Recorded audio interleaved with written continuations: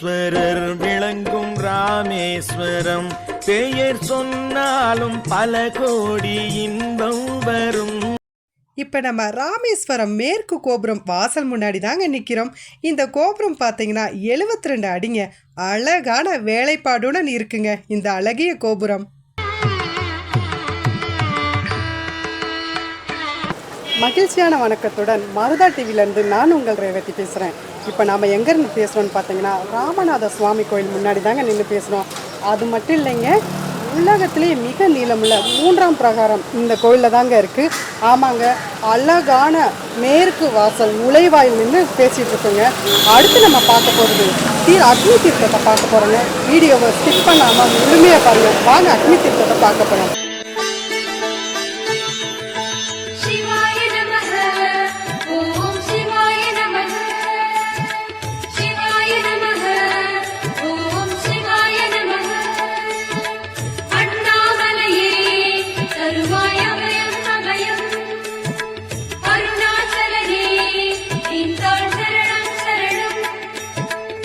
शिवाय नमः ओम शिवाय नमः.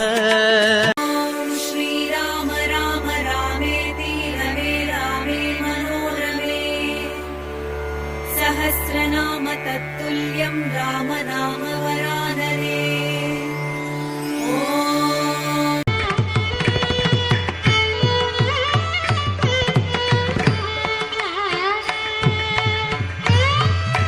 இந்த ராமேஸ்வரத்தில் பார்த்தீங்கன்னா முன்னோர்களுக்கு தர்ப்பணம் பண்ணுவதற்கும் பித்ரு தோஷம் போக்குவதற்கும் கூட சிறந்த ஸ்தலங்க இந்த ராமேஸ்வரம். இங்கே கோமாதாவிற்கு தானம் கொடுக்குறவங்களும் இருக்காங்கங்க. அப்படி பண்ணினா புண்ணியம்னு சொல்கிறாங்கங்க. இங்கே நிறைய பேர் நம்ம கண்ணு முன்னாடியே தானம் கொடுக்குறாங்கங்க. இதை பார்க்கவே ரொம்ப பயபக்தியாக அருமையாக இருக்குங்க.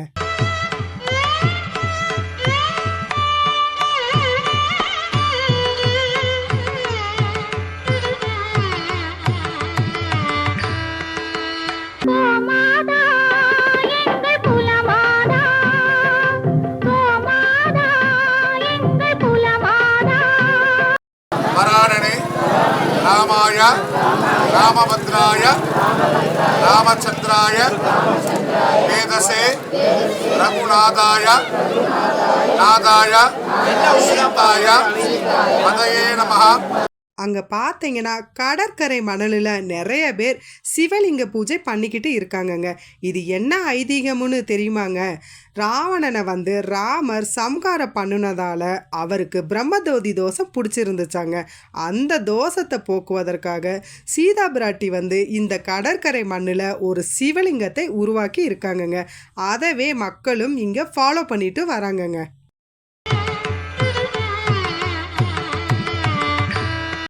இங்கே பார்த்தீங்கன்னா அவங்க ஃபேமிலியில் உள்ள எல்லாருமே அவங்களோட முன்னோர்களுக்கு தர்ப்பணம் பண்ணுறதை நம்ம பார்த்துக்கிட்டு இருக்கோங்க. இந்த தீர்த்தத்தில் நீராடி விட்டுதாங்க கோயிலுக்குள்ளே உள்ள தீர்த்தத்தில் குளிச்சுட்டு சாமியை தரிசனம் செய்வது இங்கே உள்ளவங்களுக்கு ஐதீகங்க. அது மட்டும் இல்லைங்க, இந்த கடலில் அலையே வராதுங்க. பெரியவங்க சின்ன குழந்தைங்க எல்லாமே இங்கே குளிக்கலாங்க. நீங்களும் இங்கே குளிங்க, ரொம்ப புண்ணியங்க. நம்ம அடுத்து பார்க்க போகிறது உச்சினி காளியம்மனை தாங்க பார்க்க போகிறோம். வீடியோக்குள்ளே அப்படியே கண்டினியூவாக இருங்க.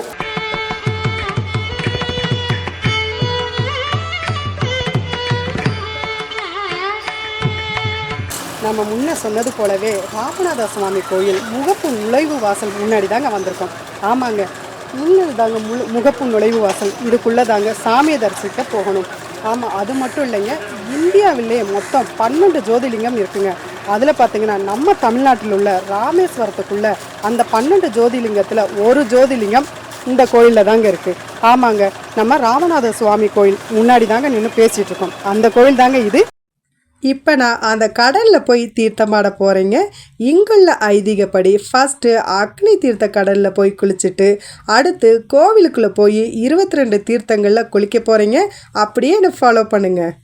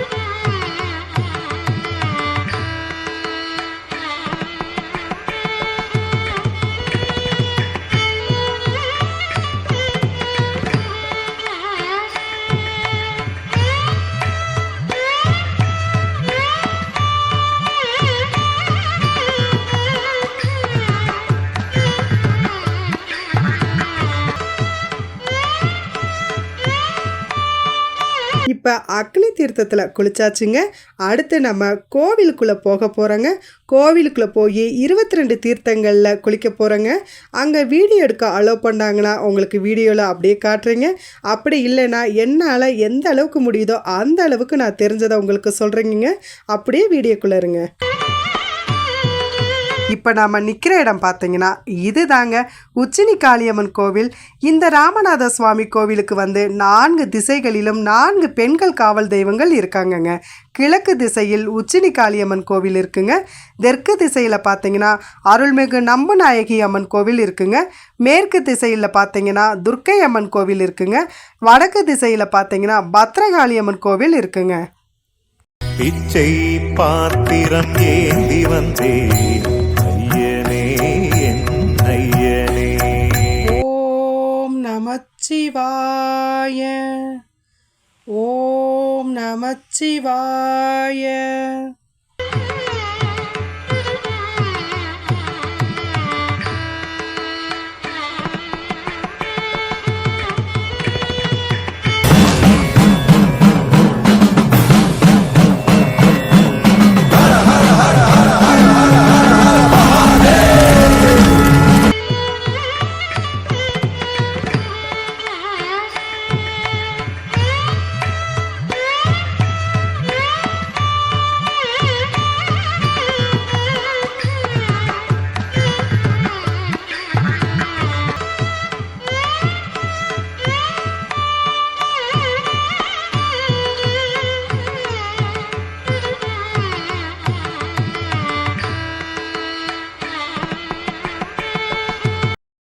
இப்போ நம்ம கோவிலுக்குள்ளே வந்துட்டோங்க.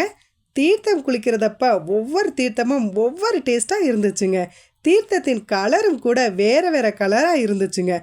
ஒரு சில தீர்த்தமெல்லாம் குடிச்சு பார்த்தா இளநீர் டேஸ்ட் போலவே இருந்துச்சுங்க.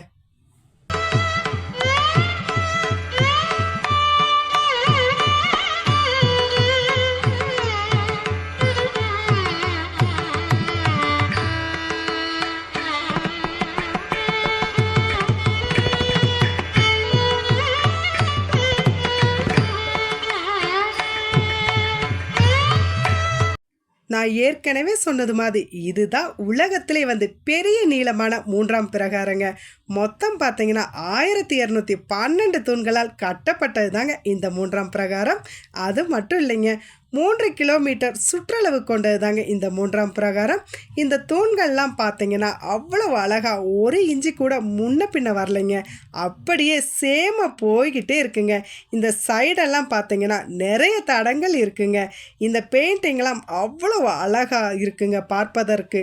மேலே சீலிங்லாம் பார்த்தீங்கன்னா கோலங்கள் பெயிண்டிங் அருமையாக அழகாக பண்ணியிருக்காங்கங்க. அதே மாதிரி சிலைகளை பார்த்தீங்கன்னா அவ்வளோ அழகாக கலர்ஃபுல்லாக சூப்பராக பண்ணியிருக்காங்கங்க. இந்த பக்கம் பார்த்தீங்கன்னா ராமாயணத்தில் நடந்ததெல்லாம் புகைப்படமாக மாட்டியிருக்காங்கங்க. இதெல்லாம் பார்ப்பதற்கு அருமையாக இருக்குங்க.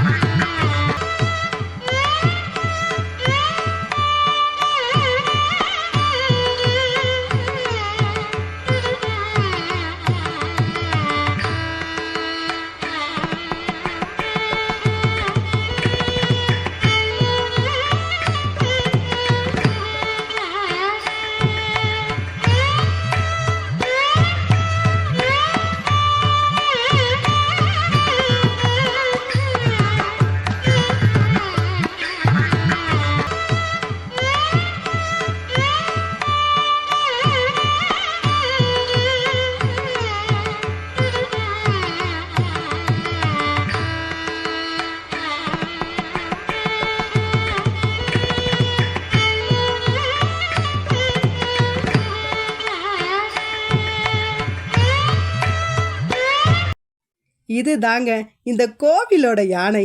இந்த யானையோட பேர் வந்து ராமலட்சுமிங்க. ரொம்ப சுட்டி குழந்தைங்க. அவ்வளவு சுட்டித்தனமா துரு துருன்னு இருக்கு பாருங்களேன். அப்பனே அப்பனே பிள்ளையார் அப்பனே.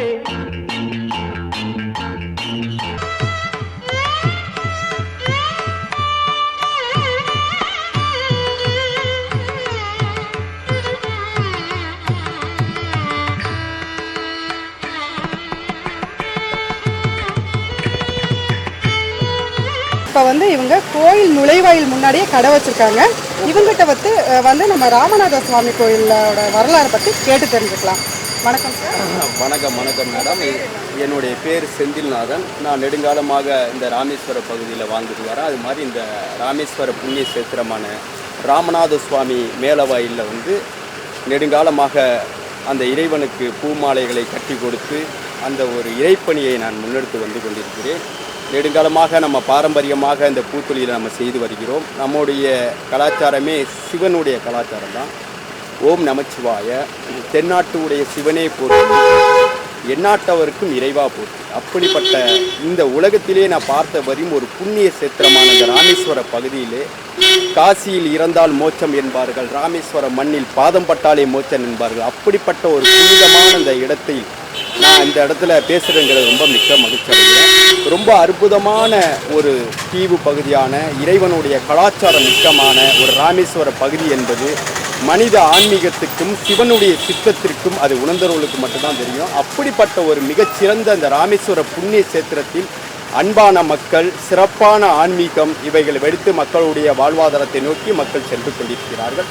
கோவிலை பற்றி சொல்ல போனால் இது ராமநாத சேது சீமையை ஆண்ட நமது ராமநாதபுரத்தை ஆண்ட நமது பாஸ்கர சேதுபதி அவர்கள் வம்சாவளி வாழ்ந்த கோவிலை மிக நேர்த்தியாகவும் சிவனு ஆட்சியாக கட்டப்பட்டு இன்று அந்த மூலஸ்தான கோவிலில் உள்ளது ராமநாத சுவாமி சமேத பரோத்தினி அம்பாள். அந்த இருவர் தெய்வங்களுமே இன்று ராமேஸ்வர மக்களை வாழ வைத்து கொண்டிருக்கிறார்கள். கண்கண்ட தெய்வங்களாக இந்த ராமேஸ்வர தீவில் இந்த தெய்வங்கள் நம்மளை பாதுகாத்து கொண்டிருக்கிறார்கள். அதுபோல முதல் தீர்த்தமாக அக்னி தீர்த்தம் என்பார்கள். கடலில் முதல் தீர்த்தத்தை அக்னி தீர்த்தத்தை குளித்து கோயில் உள்ளுக்கு 22 தீர்த்தங்கள், மகாலட்சுமி தீர்த்தம், இதுபோல நிறைய தீர்த்தங்கள். இதை உணர்வாக சொல்ல போனால் உண்மையிலே இந்த கடற்கரையில் முதல் தீர்த்தம் அக்னி தீர்த்தத்தை குளித்துவிட்டு கோயில் உள்ளுக்கு 22 தீர்த்தத்தை குளித்த பொழுதில் உடலில் உள்ள நோய்கள் மற்ற மனக்கவலைகளை எல்லாமே தீர்ந்து அற்புதமான ஆன்மீக உணர்வை ஒரு மனிதனும் உணரக்கூடிய அளவிலே இந்த அற்புதமான இந்த ராமேஸ்வர புண்ணிய கஷேத்திரத்தின் ராமநாத சுவாமி சமேத பர்வதினி அம்மாள் எங்களை காத்து வருகிறார் என்பதை மாற்று கருத்து இல்லை. மிகச்சிறந்த ஒரு சிவனினுடைய அருமை ரொம்ப அற்புதமாக இருக்காது. எப்படி சொல்றது, ஒரு ஆன்மீகத்தை உணர்ந்த மனிதனால் மட்டும்தான் இறைவனை பற்றி சொல்ல முடியும். அப்படி ஒரு அற்புதமான ஒரு இடம். இந்த இடத்துல நான் வந்து அந்த ஐயாவுடைய கோயில் முன்னாடி நான் பேசுறதே ரொம்ப பெருமையா நினைக்கிறேன். அது அவர் கொடுத்த ஒரு பாக்கியமா நினைக்கிறேன். தினந்தோறும் இறைவனுக்கு நாங்கள் எங்களுடைய கைகளால் திருக்கரங்களால் மாலை மணிகள் வில்வ மாலைகளெல்லாம் கட்டி இந்த இறைவனுக்கு தினந்தோறும் நாங்கள் படைத்து கொண்டிருக்கிறோம். இது எங்களுடைய பாரம்பரியமாக நாங்கள் செய்து கொண்டிருக்கிறோம். இதை நான் ரொம்ப பெருமையாக கருதுகிறேன். ராமேஸ்வரம் மேலவாசலில் இதை நாங்கள் வந்து இறைப்பணியாக செய்து கொண்டிருக்கிறோம் என்பதை இந்த நேரத்தில் நான் தெரிவிச்சுக்கிறேன். அற்புதமான ஒரு இடம். பொதுவாக அந்த மண்ணில் வாழ்கிறவங்களுக்கு இறைவனுடைய ஆசி என்றைக்குமே இருக்குங்கிறத அனைத்து மக்களுக்கும் நோய் நொடி இல்லாதவாறு இந்த இறைவன் ஆசி புரிவான் என்பதில் மாற்று கருத்தில் என்பதை தெரிவித்து விடைபெறுகிறேன். நன்றி, வணக்கம். ரொம்ப நன்றிங்கய்யா. நீங்கள் சொல்லும் போதே எவ்வளோ ஒரு பற்று இருக்குன்னு எங்களுக்கு புரிஞ்சுக்கிட்டோம். அதே போல் இந்த மருதா டிவிக்காக நீங்கள் இவ்வளோ நேரம் டைம் எடுத்த அழகான விளக்கம், தெளிவான விளக்கத்தை கொடுத்துருக்கீங்க. ரொம்ப நன்றிங்க. வணக்கம் மேம். வணக்கம், சொல்லுங்கள். என்னோடய பேர் சரண்யா மணிகண்டன். என்னோட பேரை லோகேஸ்வரி ராதா. எங்கேருந்துங்க மேம் வரீங்க? மதுரையிலேருந்து வரோம். அப்படிங்களா? ஓகே. இந்த கோயிலில் நீராடிட்டு வந்திருக்கீங்களா? 22 தீர்த்தம் நீராடிட்டு வந்திருக்கீங்க. அதோட எக்ஸ்பீரியன்ஸை பற்றி எங்கள் மருதா டிவிக்காக கொஞ்சம் விரிவாக சொல்லுங்கள். மதுரையிலேருந்து நாங்கள் வந்திருக்கோம். 22 ஆழி கிணறுல நல்லா தீர்த்தம் ஆடணும், சாமி தரிசனம் நல்லா பண்ணணும். கூட்டம் நல்ல வெக்கேஷனுக்கு நல்ல கூட்டமாக இருந்தது. நல்ல தரிசனம் பார்த்தோம். சூப்பராக இருந்தது, அருமையாக இருந்தது. நம்ம ராமேஸ்வரத்துக்கு எல்லாரும் வரணும், வந்து சாமி கும்பிடணும். ரொம்ப நன்றிங்க மேம். நம்ம எங்கள் மருதா டிவிக்காக இவ்வளோ அழகான விளக்கம் சொல்லியிருக்கீங்க. ரொம்ப நன்றிங்க மேம். அடுத்த எபிசோடில் நம்ம பார்க்க போகிறது ராமேஸ்வரம் தீவை காக்கக்கூடிய அருள்மிகு நம்ம நாயகி அம்மன் கோவிலை தாங்க பார்க்க போகிறோம். நம்ம வீடியோவை அப்படியே ஃபாலோ பண்ணிட்டுருங்க. அதுவரை உங்களிடமிருந்து விடைபெறுவது மருதா டிவியிலிருந்து உங்கள் ரேவதி. மறக்காமல் நம்ம சேனலை லைக் பண்ணிவிட்டு ஷேர் பண்ணிவிட்டு கமெண்ட் பண்ணிவிட்டு சப்ஸ்கிரைப் பண்ணிடுங்க. தேங்க்யூ.